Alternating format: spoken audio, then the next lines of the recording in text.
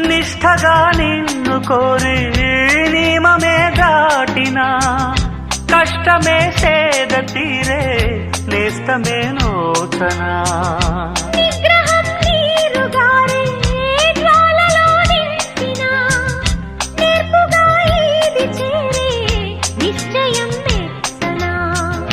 సోయగం స్వంతమయ్యే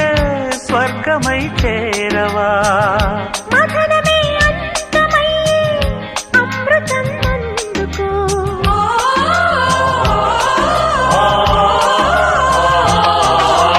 ఇంపుల వైఖరి సొంపుల వాకిలి ఇంపుగ చూపవే వయ్యారి